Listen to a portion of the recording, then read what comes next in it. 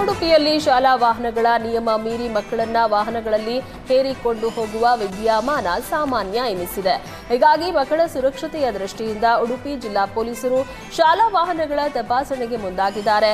ಅಂದಾಜು 1,000 ವಾಹನಗಳ ಪರಿಶೀಲನೆ ನಡೆಸಿ ನಿಯಮ ಮೀರಿದ ವಾಹನಗಳನ್ನು ಪತ್ತೆ ಹಚ್ಚಿದ್ದಾರೆ. ಅಲ್ಲದೆ ಶಾಲೆಗಳಿಗೆ, ವಾಹನ ಚಾಲಕರಿಗೆ, ಪೋಷಕರಿಗೆ ಖಡಕ್ ಎಚ್ಚರಿಕೆ ಕೊಟ್ಟಿದ್ದಾರೆ. ನಿಯಮ ಮೀರಿದವರ ವಾಹನಗಳ ದಂಡ ವಸೂಲಿ ಮಾಡಿದ್ದಾರೆ.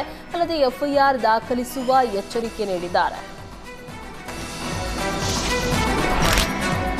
ವಿಜಯಪುರದಲ್ಲಿ ಹಾಸ್ಟೆಲ್ ವಿದ್ಯಾರ್ಥಿಗಳು ಒಂದೊತ್ತಿನ ಊಟಕ್ಕೂ ಪರದಾಡ್ತಾ ಇರುವ ಸ್ಥಿತಿ ಇದೆ.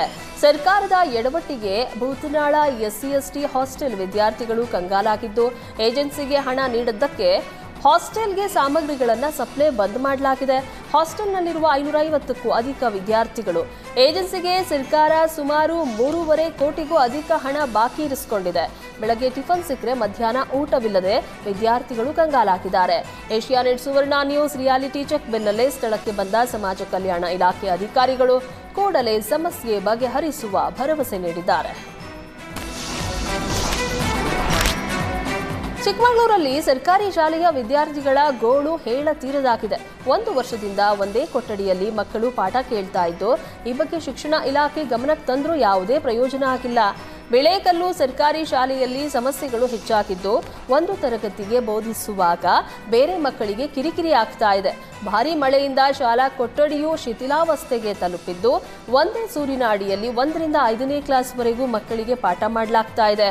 ಈ ಕೂಡಲೇ ಸಂಬಂಧಪಟ್ಟ ಅಧಿಕಾರಿಗಳು ಕ್ರಮ ಕೈಗೊಳ್ಳಲು ಪೋಷಕರು, ವಿದ್ಯಾರ್ಥಿಗಳು ಮನವಿ ಮಾಡಿದ್ದಾರೆ.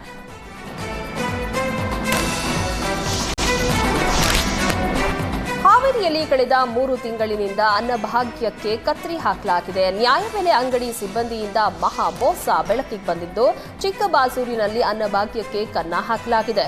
200ಕ್ಕೂ ಹೆಚ್ಚು ಕುಟುಂಬಗಳ ಪಡಿತರ ಅಕ್ಕಿ ಮಂಗಮಾಯವಾಗಿದ್ದು, ಏಪ್ರಿಲ್ ತಿಂಗಳಿನಿಂದ ಬಡ ಕುಟುಂಬಗಳಿಗೆ ರೇಷನ್ ಸಿಕ್ಕಿಲ್ಲ.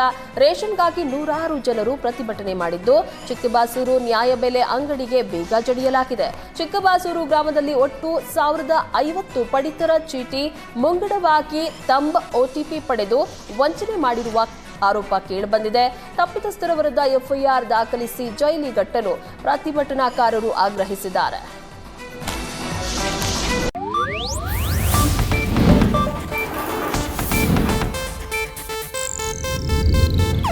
ಇದು ಏಷ್ಯಾನೆಟ್ ನ್ಯೂಸ್ ನೆಟ್ವರ್ಕ್ ಪ್ರಸ್ತುತಿ.